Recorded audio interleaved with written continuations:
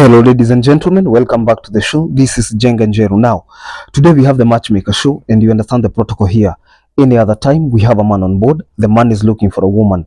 In the same way, when we have a woman on board, that woman must be looking for a man. Today we are having a man, and I'll be telling you the kind of woman he is looking for. But before then, if you're watching us for the very first time, this is the Matchmaker show. We help men and women to get matches, and the moment they get the right ones, they meet their destinies. So you're not lost if you're new to the show. Subscribe, like the video, and don't forget to leave a comment. Also, the contacts of our guests will be on my Facebook page at Jenganjero. So you can follow Jenganjero on Facebook, and you'll be getting these updates in real time. Our guest on today's show, I had preempted his story on my Facebook page. His name is Harry, Kheri, Harry, and he is 55. At the age of 55, you could be asking yourself, why is he single? What kind of a woman is he looking for? And things like that.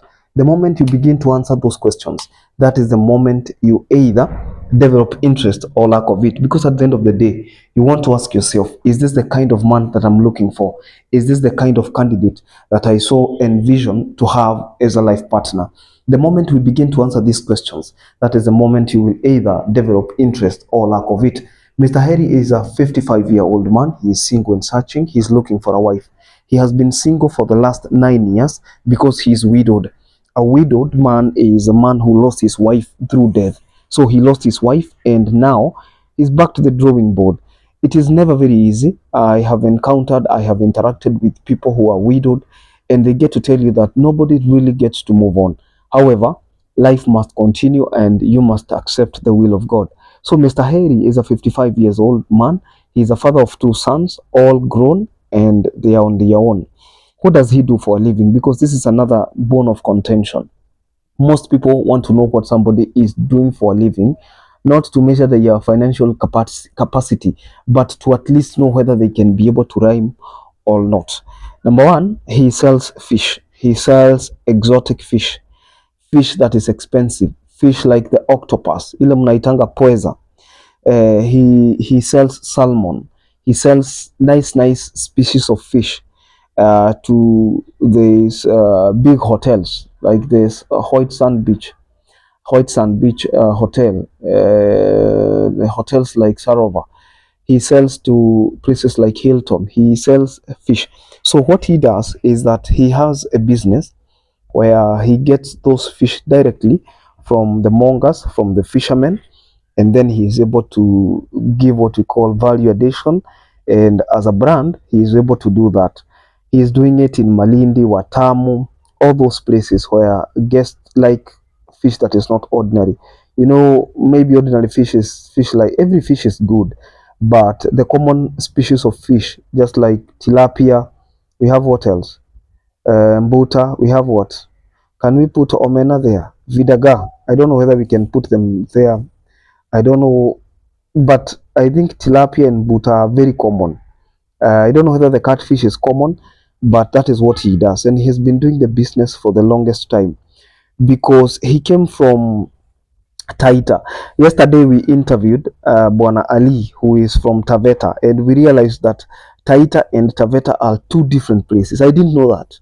You know, I didn't know that Taita and Taveta are 2 different places. These are 2 different places.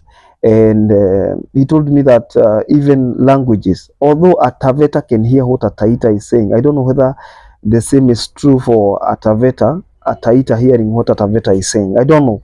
But we learn every day. Long time ago, I used to think, no, I don't know whether even yesterday is long time ago, because I used to associate Taita Taveta. Tita Taveta. I thought it's one and the same thing, but it's still okay. We keep on learning every day. So he came from Taita Hills. He's a single man. He's widowed and he's looking for a wife. At this stage, he wants somebody who is mature. If he can get somebody who is also widowed, the better for him. So people who will be contacting him, people who will be calling him, and they happen to be people who call him and happen to be the widowed versions of singles, they will be getting the first priority because he feels that it is very ideal, it is very important to give a person who understands him, a person who feels like this is just like me, this is a person we share the same predicament, and that is what he would prefer. He doesn't have a problem with somebody who has children, whether these children are in school or they are on their own, just like his two sons. That one will not be a deal breaker for him.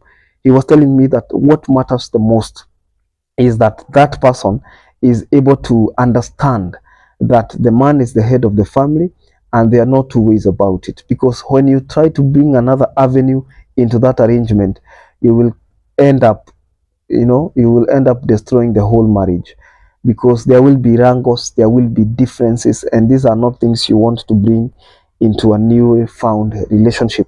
Mr. Harry feels that if he can get a woman between the ages of 40 all the way to 50, at least 5 years younger, 10 years younger, all the way, if there's any woman out there between the ages of 40 all the way to 50, that will not be a problem to him.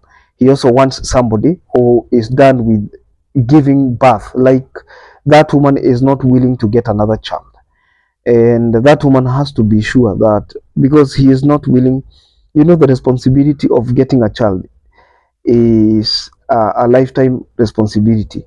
Most people don't understand that getting children means that you will be with them as long as you live on the surface of the earth. Children will never outgrow your help, even with age.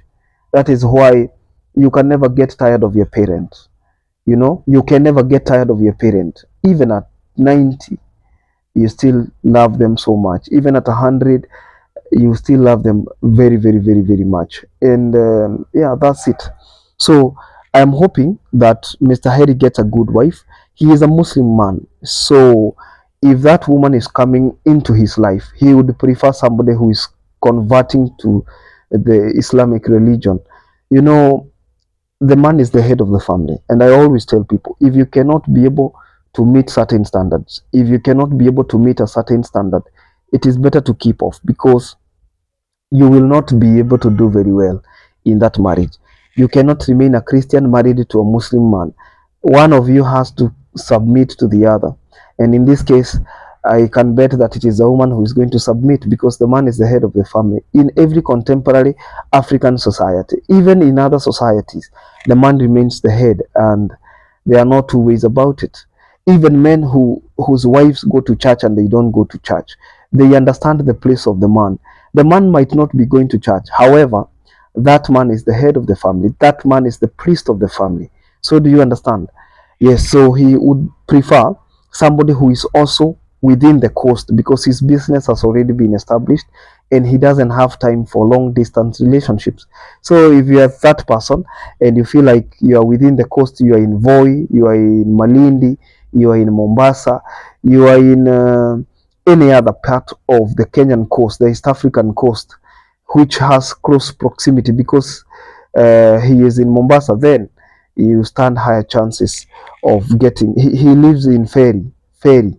Ferry is a town in Mombasa, so you can even contact him if you're within Mombasa, and the rest will be history. I'm wishing him well. I hope he gets a good match. And from our desk, we wish him well. If you'd like to be posted just like him, please contact our desk on 0712 997 660. Until then, this is Jenganjero. I'll see you in the next video. Bye bye.